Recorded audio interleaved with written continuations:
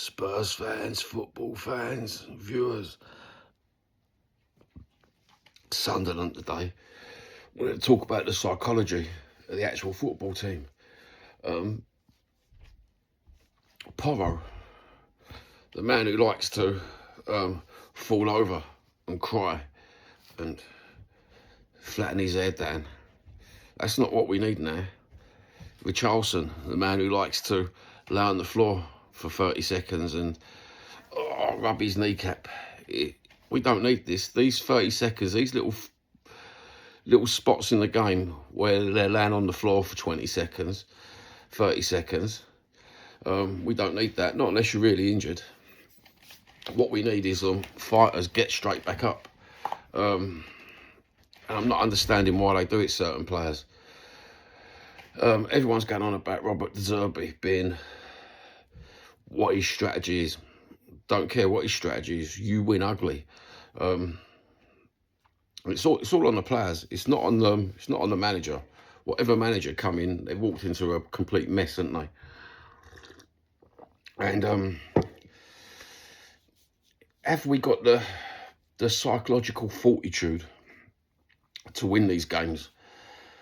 That's the big question. That's what Sunderland will show us. Away from home, a big old crowd, a big old school crowd as well. I don't know whether we've got it. I'm going through the player list thinking to myself, who's going to stand up and be counted? Who's going to score the magical hat-trick? Are we going to get there? Years ago, when you watched the England football team, and you had a couple of Spurs in there, you could see they was patriotic and they played for the country. They would go in head first if they had to, just to save a fucking goal and defend a goal. When I watched the England game, when we had Solanke playing and Spence playing and bits and pieces over the last few months, I'm not too sure about our strike force. I think that's where we haven't got that psychological thing going. It's all good and well scoring a goal and giving it the old actions afterwards and everything else, but I'd rather see them just go to the crowd, yes, then go straight back to their position again and start again. I don't know, you talk about the mentality of this squad.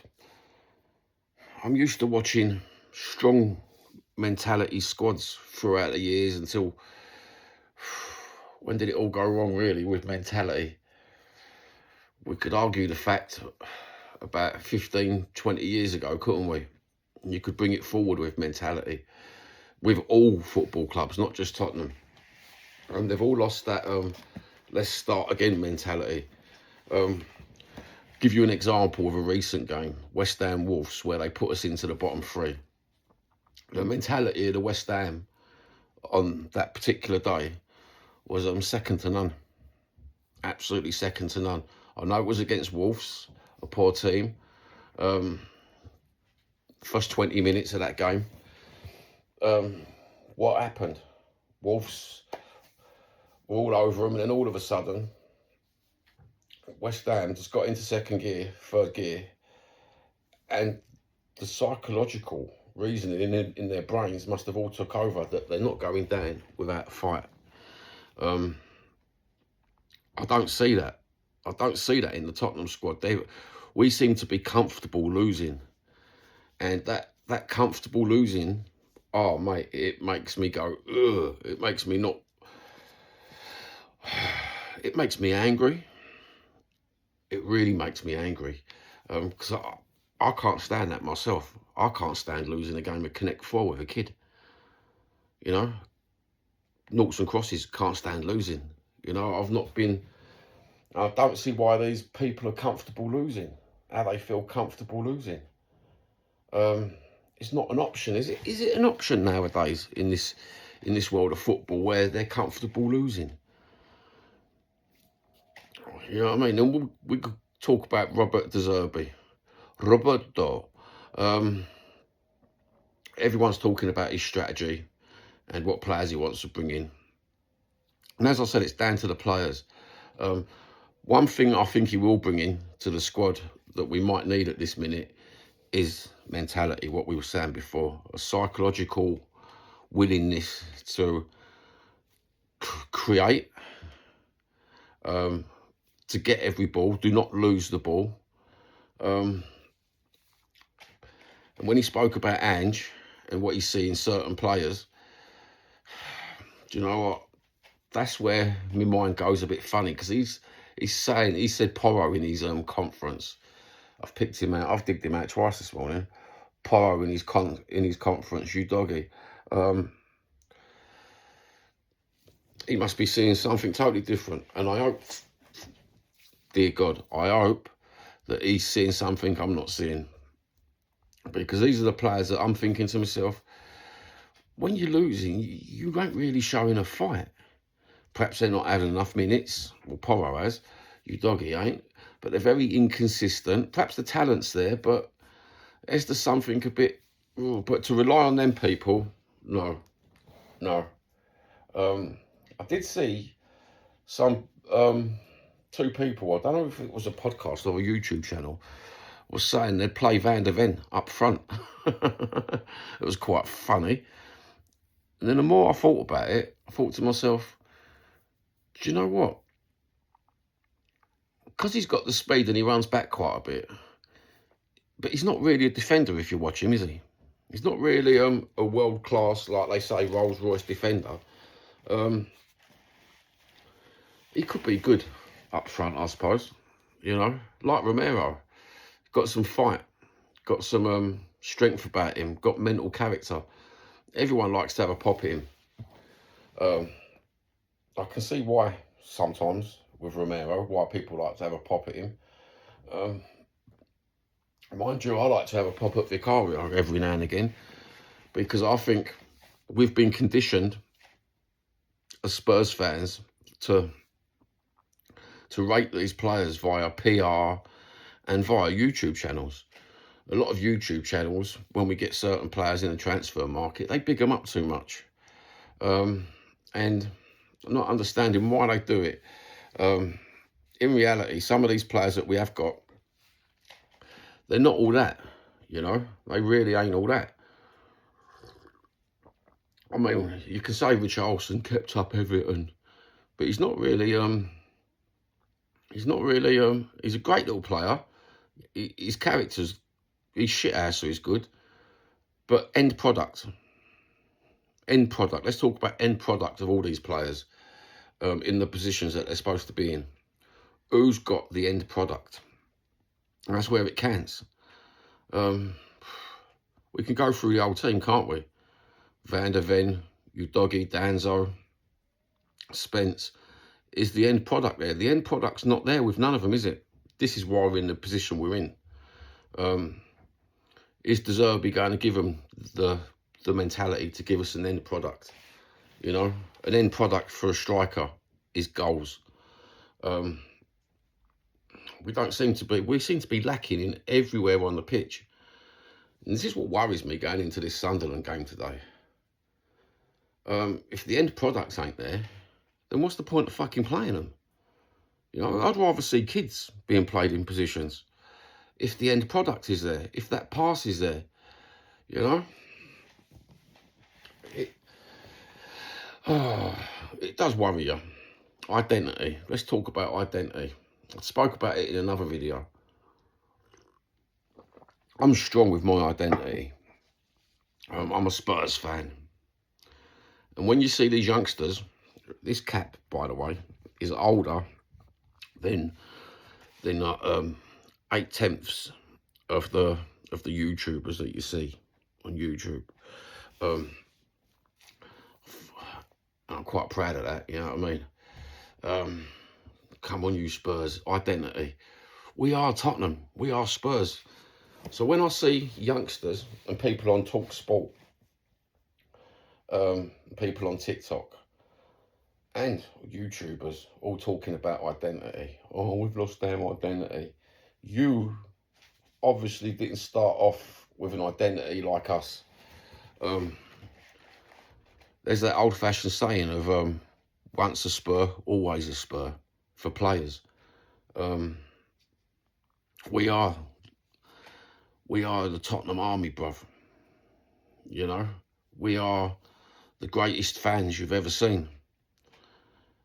But now they seem to have stepped into the shadows. You know, you see them on when they're debating on AFTV. They've not got that the angriness about them when they're debating with an Arsenal fan, regardless if they're top of the Premiership and we're down the bottom, yeah? I will still stick up for my team and say that Tottenham, we're just fucking superior to you, brother. You know? Even if we go down, we'll always be superior to these Arsenal slags, mate, the filth. Within everything. And I think they ain't got none of that. They haven't got no fight in them, a lot of these YouTubers.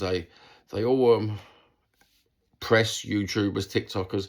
They've got this mentality where they collaborate when you see a certain channel as a Nottingham Forest person on there. And they're like, oh yeah, it's nicey. Perhaps I'm just ultra tribalistic, but there's no nicey, bruv. You're a shit cunt. You're a shit cunt fan of a shit cunt team. Simple as that. You know what I mean? I am fucking Tottenham Hotspur through and through. You slaughter me, bruv. I will just fucking press that button on the screen and say, goodbye. Because that's the sort of cunt I am. And that's the sort of cunt I want to see. You know what I mean? But we ain't got that on YouTube, have we? We have not got that on YouTube. Well, you've got me, but I don't collaborate. I don't go on lives because one reason is you can't debate your own football team with a bunch of Spurs fans, can you?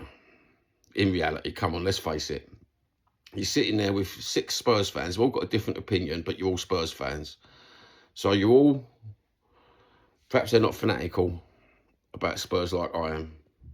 Perhaps they've got one's a negative one. Oh, we need relegation. Shut the fuck up. You know what I mean?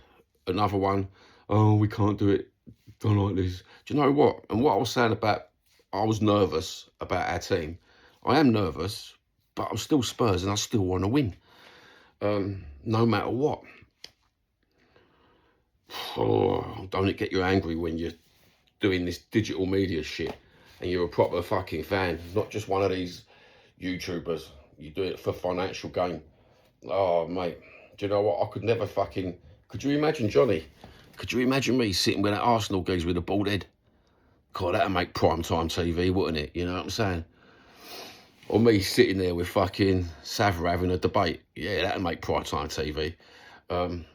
Because regardless of opinions, yeah, we are Spurs fans, but I will tell people straight out what I think.